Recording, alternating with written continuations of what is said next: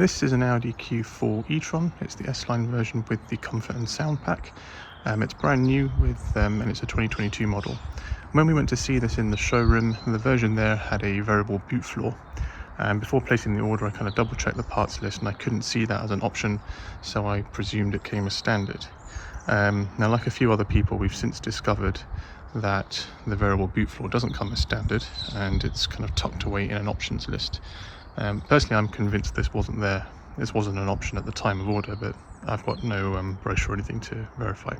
So this video is going to show you how to retrofit the variable boot floor in this particular car. Now, I've already made a start on one side of the car, so I'll kind of show you where I am, but the process on both sides is exactly the same. So first of all, let's open up the car.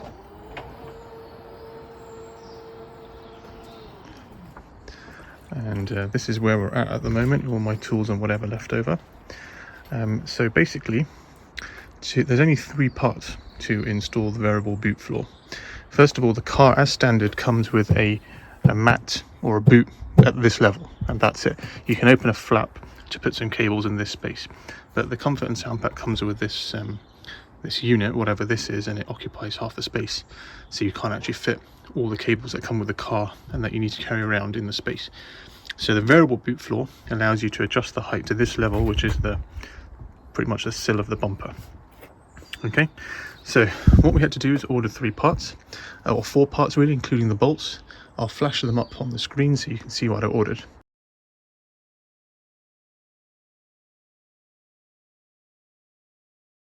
But basically it consists of this shelf, this bit of plastic here on the left hand side. So this didn't come with the car, and that's what we wanted. There's going to be another one which goes on this side, which is identical, and then after that it comes with the new boot floor. So you can have two, the original one which is going to stay at this height, and you can have a second one which can be at this height, and it's variable, so you've got a couple of different levels you could put it on. So first of all, you're going to remove this bit of plastic trim, okay, and the way to do it is on the inside. You can see that it slots in there and it slots in there. All you do is you put your hand, you grab hold of this bit somehow and just lift it off. Just pull and it'll unclip. Okay, don't use brute force, but there's no screws or anything like that holding it in, so it'll come off. You only need to do this if you really want to look behind this material and see where the holes are. It definitely helps when you're trying to line this thing up over here and here. So you might want to do it. If you kind of just want to try and do it without, then you don't need to remove this piece after all. Right, whichever side you start on, the first thing to do is, like I showed you earlier on, is at the back over here, remove the bit of plastic that we're not going to use, so this whole thing can sit flush. This bit of trim is going to fit in the car like this. So what we need to do is, the easy part to explain is, we've got a bolt to fit there, we've got a bolt to fit here, we've got a bolt to fit there. However, to line this thing up, on the end of it, we've got these two prongs. So this prong and this prong need to fit over here in those two holes that I was trying to show you. On the back, next to the very rear bolt, you've also got another one of those prongs that you have to try and slot into a hole, which belongs at the back over here somewhere. Given that you're retrofitting this thing and you're putting a bolt in over there, in my view I thought it was secure enough that this doesn't really add any value. So what I did is, to make my life easier, I sawed this thing off. So all I used is a hacksaw, this one here. This used to be on there. I just sawed it off. It doesn't really matter how you do it, as long as you get it at least flush with this, so it doesn't cause any kind of obstruction afterwards. Okay, once you've done that, the next thing you're going to do is, remember there were two bits of plastic which stick out over here, which we wanted to keep.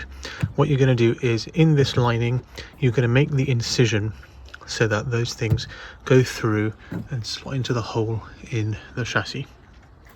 Okay, so to do that, just use a sharp knife. I used a kitchen knife because my Stanley knife was blunt, and make the incision. Now the way I did it was just to create a cross like that, and then the bolt will go through the middle of the cross. And Once I'd made the incision big enough, I used like a corkscrew kind of screwdriver thing like this, just to poke it through the hole and make the hole a bit bigger, so that the bolt can go through. Okay, you can use a Stanley knife or whatever other knife you've got, as long as you can accomplish that. The reason I did it as a cross rather than cutting a hole like a hole punch is so that you don't ruin the lining material on the side. You know, the cross will kind of close up once you remove the screw, so it almost looks like you haven't done anything. Then you might find it easier when you're trying to fit this bit of plastic just to remove this. It just slots out like that, and you know, it's not in your way, and you can slot it back in afterwards. To make your life easy, what you want to do is pull back this trim, and what you're going to find is just over here there are two holes which look a bit like this. Okay, it's a lot easier if you know what you're looking at, therefore I say remove this trim. If you want to do it blindly, then you can without even having to remove this trim. But if I try and pull this back for you, okay, it's quite stiff. I don't know how well you can see that. There are two holes there, okay, just to the right hand side of the luggage hook thing, okay, and that's what we're aiming for. These two prongs need to go into the holes over here. All right. Okay, I've lined up the position of where I think the top hole is, adjacent to this luggage hook. Okay, so the pointy bit of the knife is there. It doesn't matter to me if I don't get it exactly perfect, because when I make the incision, you are really not going to be able to see that I made an incision if I've got it wrong.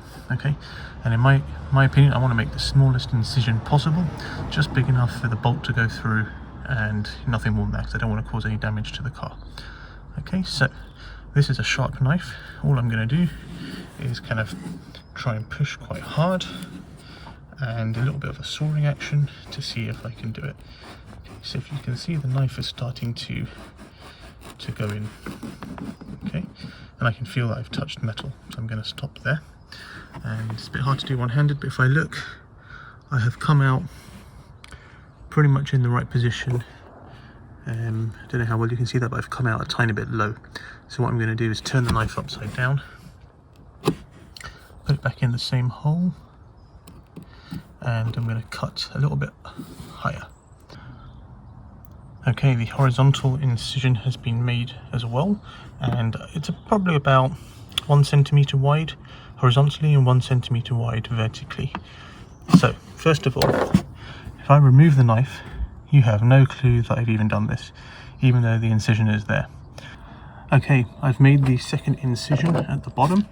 Okay, so the second incision is here, if you're eagle-eyed, and the first incision is there. What I've done is with this kind of screwdriver kind of tool, corkscrew, I've just opened up this hole, I shoved it in there and widened it up. Okay, and I'm about to do the same thing with this hole.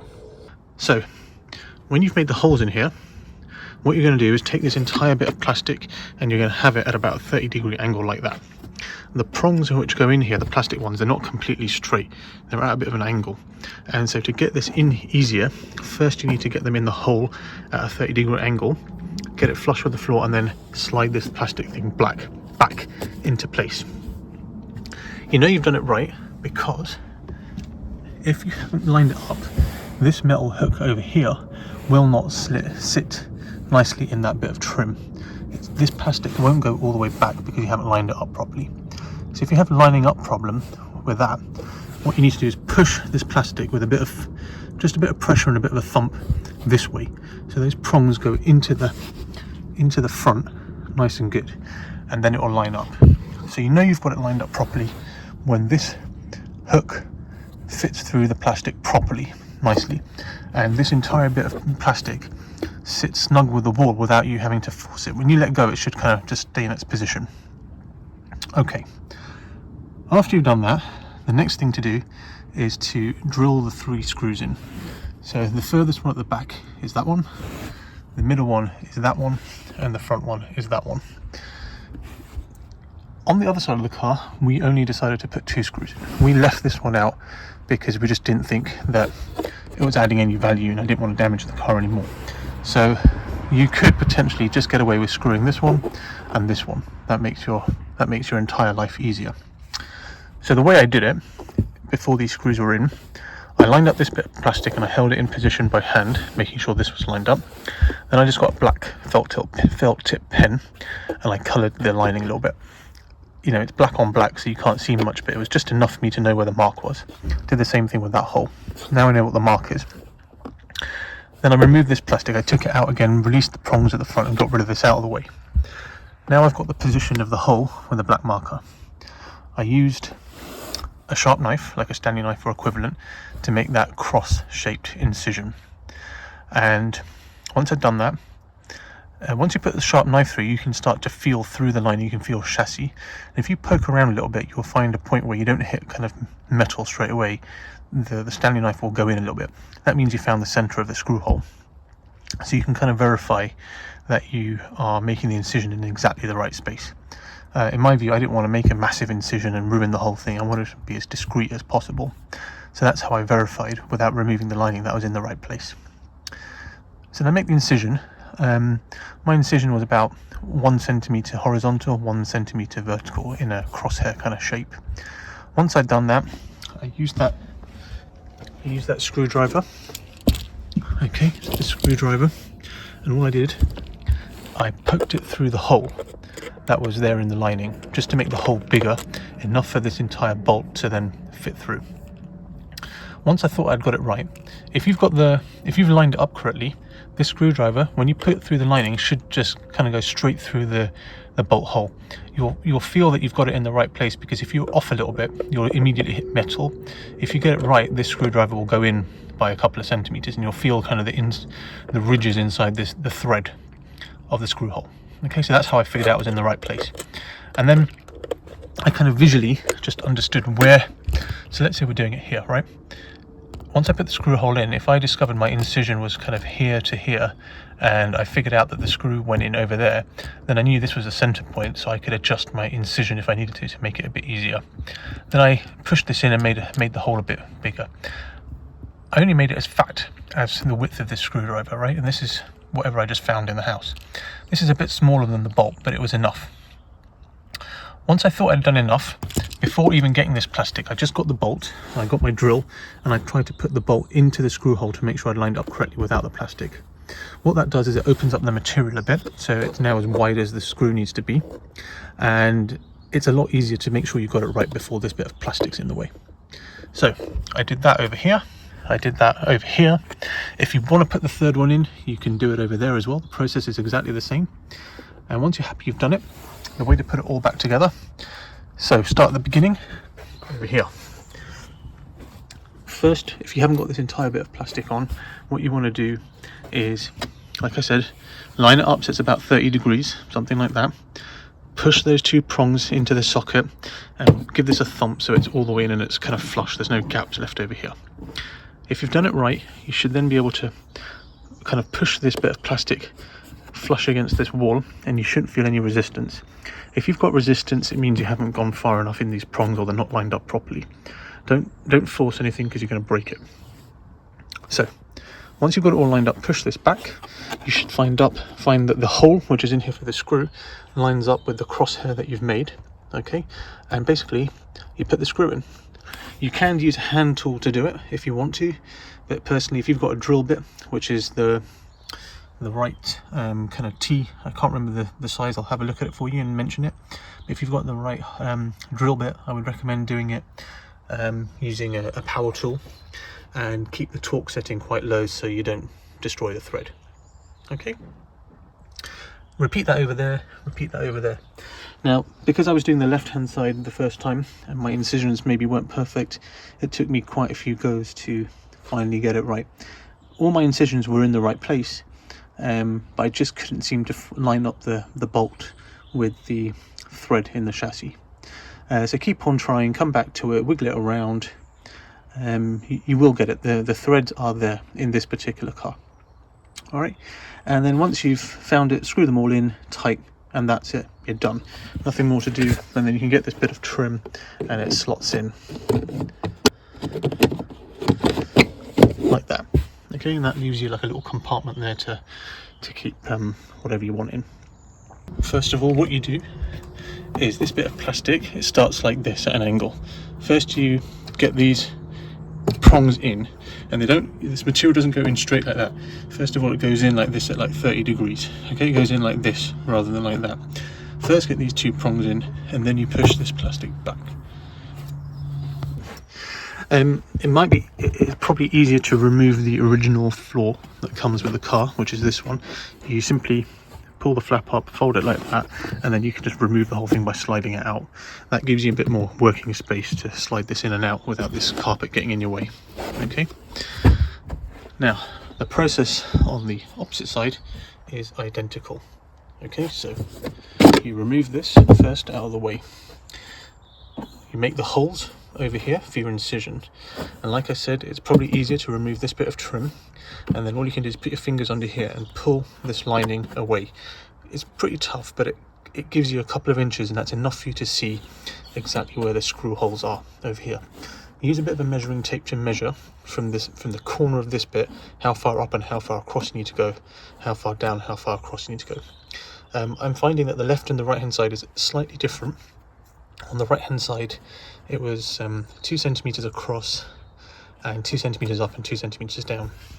On the left hand side it was 2 centimeters across, but I think it was 1 centimeter down and 2 centimeters up.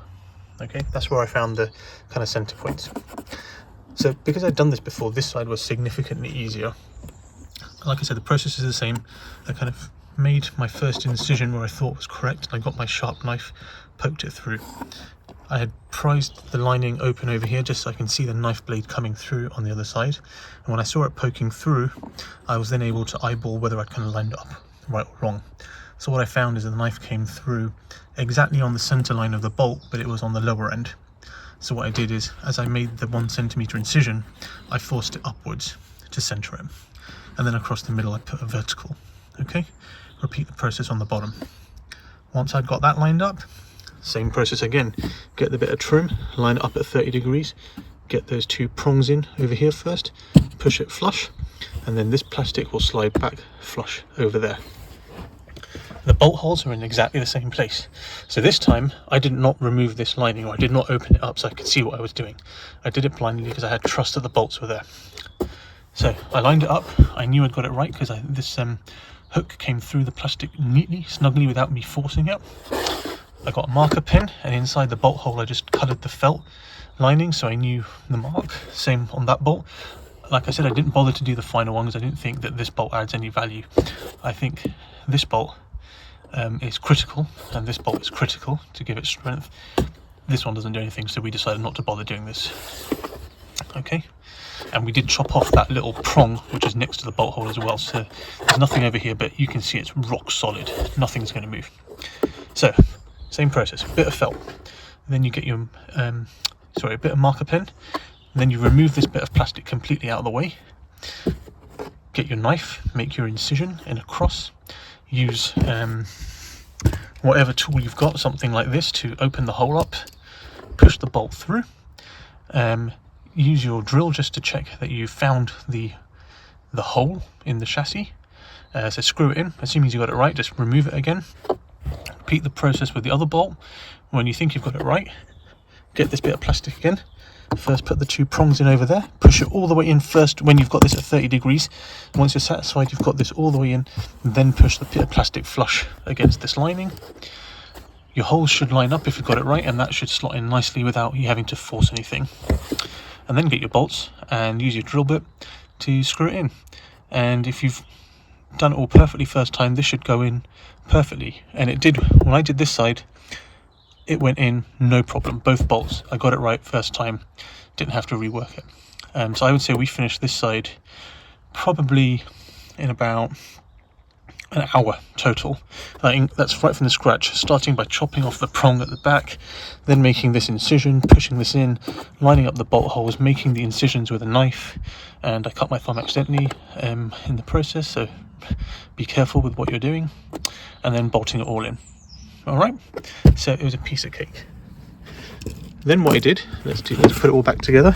So this thing, sorry for the lighting, this thing pushes in like that. Okay, then what I did is I got the boot floor. So this wasn't in the car, it was like that. Okay, so all I did is I brought this back, it sits snugly between that gap and that gap, and I pushed it all the way to the back like so. I'm sorry I'm not holding the camera properly, doing this with one hand is a bit tricky. Okay, and once I've done it right, you should just be able to fold the flap back. You can see I've got a bit of a gap there. Just pushing this over a bit, and you see it's poking up a little bit over here. So there we go. If I give it a bit of pressure, it's folded down. Okay, so now this is perfect, and it lines up perfectly at the back like so. Okay, that bit of felt, I can just push it down underneath there like so. I need to push the right hand side down. There we go.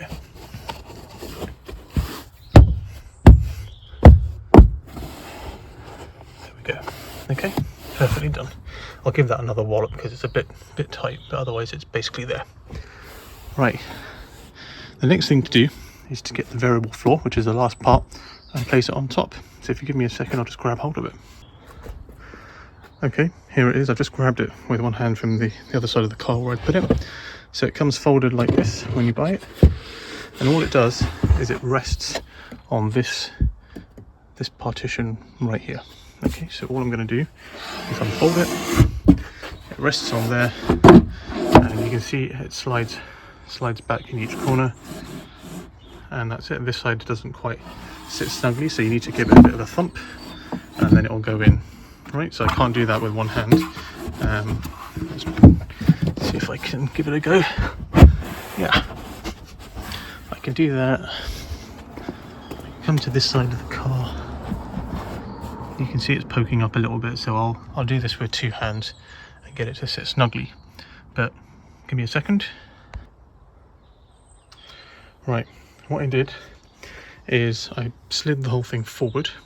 I rested it on the shelf here, and I pushed the back corners down, and then I slid the whole thing backwards, and now it's snugly in its slot. Let's try and close it. Perfect, right? It won't go down perfectly because there's a rubber prong here and one on this side as well. You give it a little bit of pressure and it goes down. It sits snugly tight behind this prong. Okay, that's it. Job done. Take a look. It looks like it's part of the car. Now, I've fit the parcel shelf back already, so if I put the seats back up so you can see what the finished product looks like. That's the seats in the car. Here's the boot, right? It looks to me like it came out of the factory like this. No one's going to know the difference. And the Audi guy, I went to him on, today is Sunday, I went to him on Wednesday and asked him for a quote on how to do this, and he said, oh, he has to contact the factory in Germany, wait 5 days. Then he phoned me back with a quick and dirty estimate based on his own account, and he reckons it's £700 to do this, because he wants to change the lining here and there for the ones which come with the holes pre-drilled for you.